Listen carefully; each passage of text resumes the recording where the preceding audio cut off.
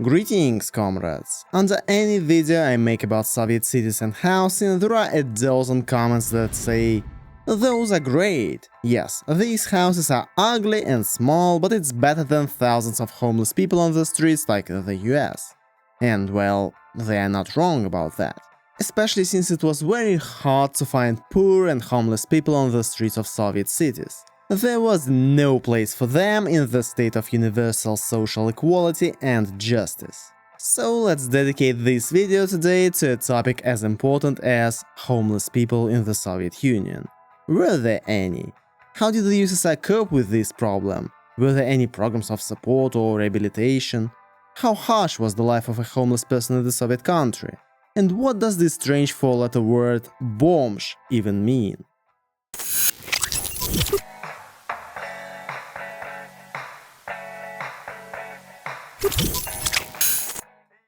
Bomж, a person without defined place of residence. This is how homeless people are commonly referred to in modern Russia. The concept entered Russian language in the 1970s, when the abbreviation bomж began to appear in police reports of detention of persons without a defined place of residence. To be more precise, bomzhiz or bomzhir, without a defined place of residence and employment or income.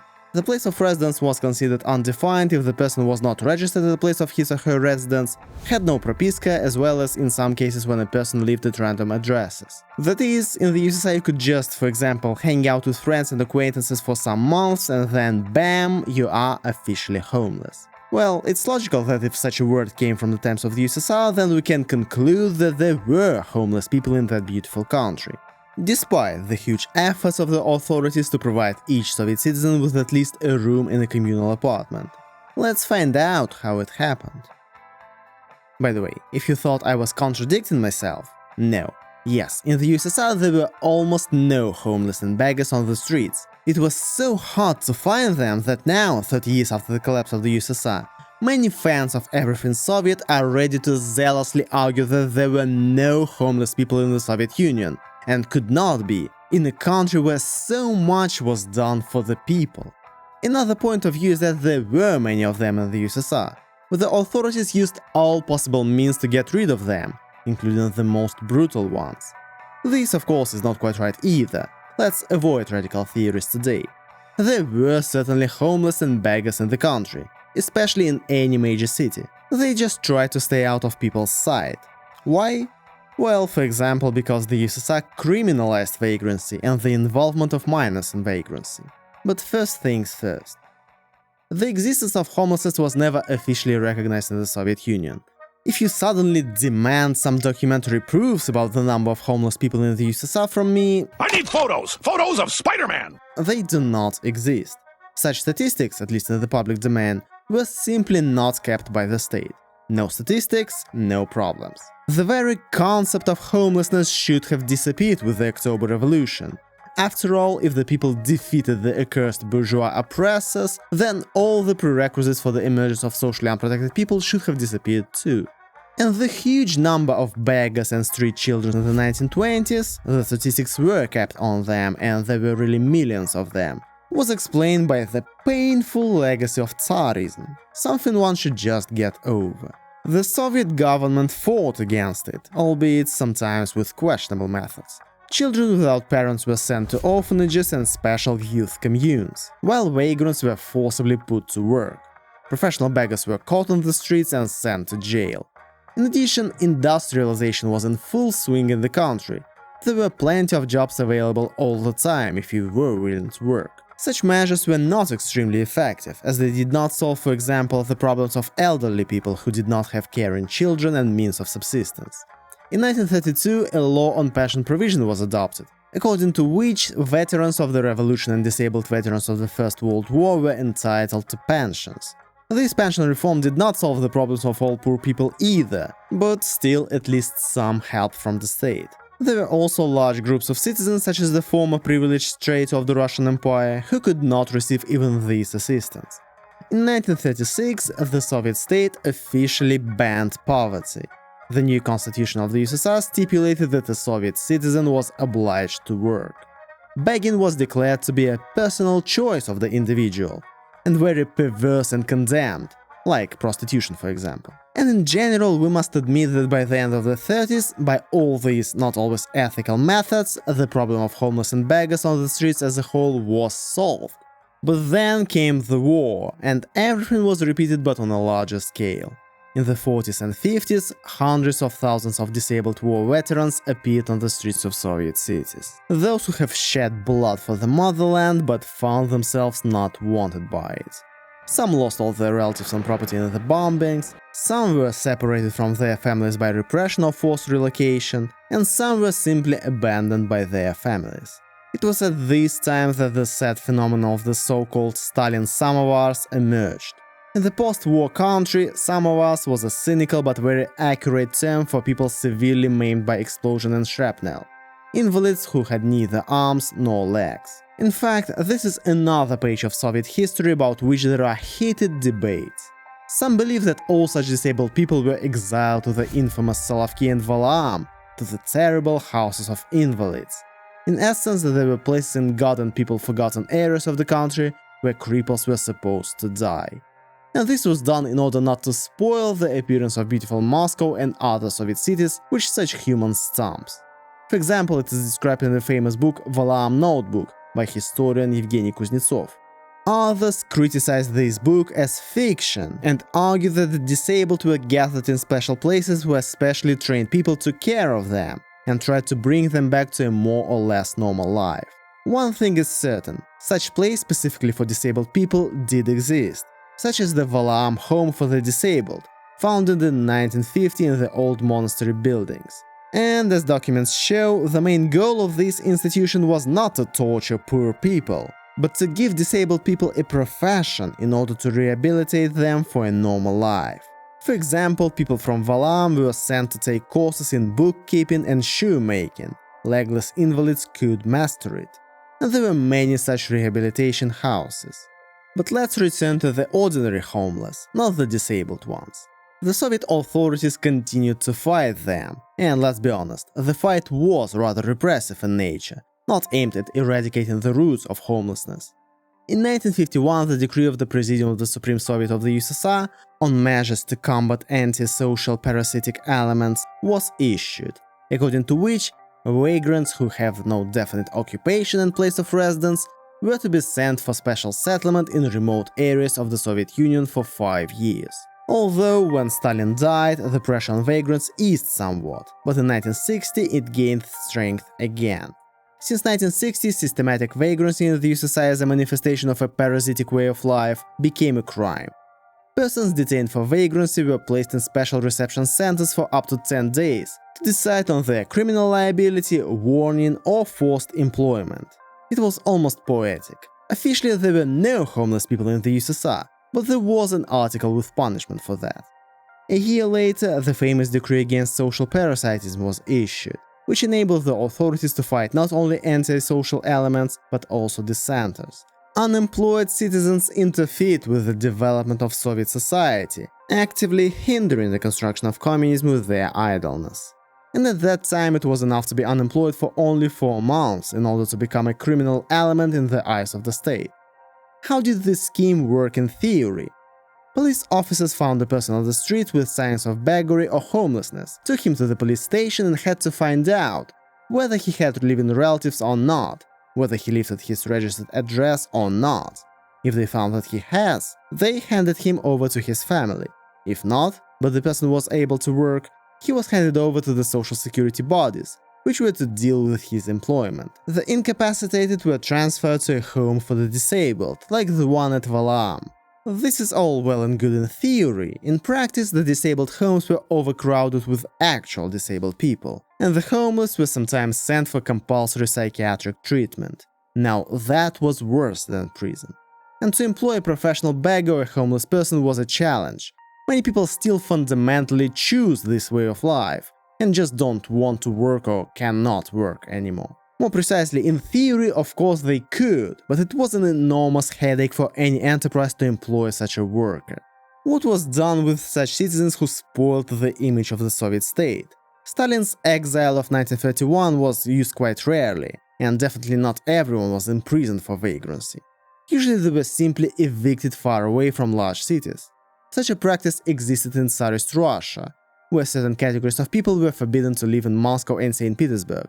But this idea was really developed by the Bolsheviks and called eviction beyond the 101st kilometer. As a rule, this was practiced before big events, like the 800th anniversary of Moscow in 1947 or the Olympics in 1980. By the way, I have an entire video dedicated to it. Oh, yes, an interesting fact. Some homeless people intentionally try to get caught by the police in order to get a prison sentence for vagrancy. Let's say you are a homeless person somewhere in the Urals. It's October and you need a way to get through the winter. As the cold weather sets in, you go to the police department asking, "Chief, lock me up." And if the chief was kind-hearted, he listened to the request. After all, the prison terms under the article on vagrancy were short, up to 2 years of imprisonment, but the actual sentences were usually about 6 months. 6 months in warmth and with food from the government. What else do you need? And then it's April, you can go free, and so on until the next fall. And everyone is happy. The police have fulfilled their plan for arrests, the homeless have partially improved their health. And as a policeman you did a good deed, you saved people from a cold death. Again, to be fair, the Soviet Union did actually address this issue, or at least try to, not only through repression. For example, in the 1977 constitution, the right of a Soviet citizen to housing was prescribed, 40 years after the obligation to work was. Now, every citizen of the USSR was obliged to be provided with something, at least a room in a dorm. However, there was not enough housing for all 250 million inhabitants of the country, and the homeless again found themselves at the bottom of the food chain, because first it would have been necessary to provide housing for all decent working people. In 1991, Articles 198 and 209 of the Criminal Code of the RSFSR were abolished, and thus homelessness was decriminalized.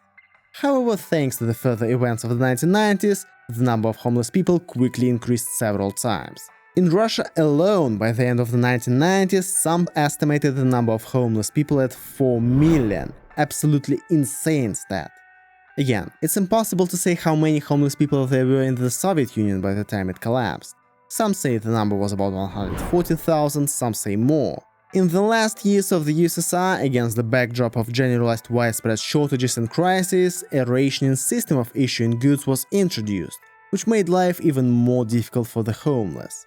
Coupons for food and some consumer goods were issued by the Housing and Utilities departments. In order to get them, you had to have a propiska. As you guessed, the majority of homeless people did not have residence registration. Finally, let's talk about how such people were treated by Soviet society. Not the state machine, but ordinary people. I'll be honest, the feelings were mixed. The topic itself was taboo. You were told in schools and in the press that there were no homeless and beggars in the USSR. But when you left school, you could walk past a church and there they were, standing right in front of you. A homeless person could live in your basement and your parents would strictly forbid you to go there. Adults, of course, understood everything and accepted the presence of such fellow citizens. On the one hand, of course, they were pitied. Some people helped them whenever possible. On the other hand, they were frankly feared. They had to live off of something, so many homeless people stole. So they were treated as dangerous elements, potential criminals. Soviet citizens sometimes handed them over to the police themselves, because they feared theft. After all, the homeless were not merely people with some terrible life consequences, but also those who were members of marginalized groups. Many of the homeless had alcohol problems, plus many of those who tried to break out of that cycle found jobs and even got dorm rooms, then started loitering again. Apparently, such a way of life left a certain imprint. They wanted freedom and romance. What romance can be there in a life of endless hiding in heating ducts, boiler rooms, basements and attics? That's a good question. Those who still tried to find some work were sometimes singled out into a separate caste. They were called Beach, former intelligent person. They usually included alcoholics who took any heavy seasonal work. Gold mining, lumbering, fishing. During the rest of the year, they did not work. Again, among the homeless, especially in the Urals and the Far East, there were many people who had been released from prisons and were not wanted by their relatives. They were released from prison, lived wherever they could, committed minor and sometimes major crimes, and returned to prison. Again and again and again. By the way, despite the taboo nature of the topic, some of its echoes made their way into Soviet culture in the forms of books, songs, and even movies. For example, Maxim Gorky's works were favored by Soviet propaganda, because, for example, The Lower Depths tells about a group of residents of a night shelter for the poor in Russia before the revolution, and thus quite coincided with the party line. As far as movies go, the homeless there were obviously mostly negative characters. Well, unless you take movies about the post-war period where someone is forced to lose their housing. For example, in the 1971 film Investigation Led by Experts, a foreign spy pretends to be homeless in order to serve a short sentence for vagrancy and then legalize himself in the USSR. Slightly different was the image of the homeless children of the 20s. In the cult movie Republic of Shkid they are shown almost as heroes, and their eventual re-education is presented as a victory of the Soviet way of life over the obsolete one. Vladimir Vysotsky also openly sang about homeless people, more precisely about those very bichi, in the song about the Vacha River and fellow traveler Valia. However, he was always known for not being afraid to speak out on socially acute topics. Ну а так как я бичую в беспринципности своей, я на лестницах ночую, где тепло от батарей. Kremlin just called. I almost forgot about the decaying West. How was it in the countries with which the USSR had always competed? To be honest, I cannot say that things were much better in the USA. For example, since the 1950s, the American authorities stopped funding mental hospitals, and most of the patients had to go live on the streets. Also among the homeless there were a lot of veterans, because the US Department of Veterans Affairs did not cope with its duties very well and did not have time to provide its wards with social housing and medical services. In 1984, the federal government determined that somewhere between 200 and 500,000 Americans were homeless. Meanwhile, the USSR did try to make some steps to solve this problem, really tried to bring those people back to normal life. There was a stick in the form of prison, and there was a carrot in the form of assistance in employment. What each homeless person will encounter personally is a matter of luck. Drug addicts, alcoholics, you could find all this on the streets of the USA both in the 1980s and today. In the USSR compared to the US, they were really almost non-existent. Mostly because they hid very well, because they knew what awaited them if they were caught. And as I said, technically it was very hard to become homeless after 1977 in the USSR. You were registered as a residence at birth, you could not really be evicted, but even if you somehow managed to, just get a job. You are obliged to work after all, and your workplace will give you some place to live. Two worlds. In the USA, conditionally I understand that I am generalizing now, nobody cares about you. You can do whatever you want on the street, nobody will help you or interfere. If you're homeless, just buy a house. In the Soviet Union, they will forcibly try to put you back on your feet and make you look decent. You don't want to, or for some reason you can't. Now then you have problems. Which approach to solving the problem of homelessness seems better to you, decide for yourself. Thanks for watching. And as always, a huge shout out to my biggest supporters: Елизавета Zakharova, Kirill Klimuk, Zeman Berze, Jimmy Albin, Petar Illich, and Marina Holiday. See you guys next time.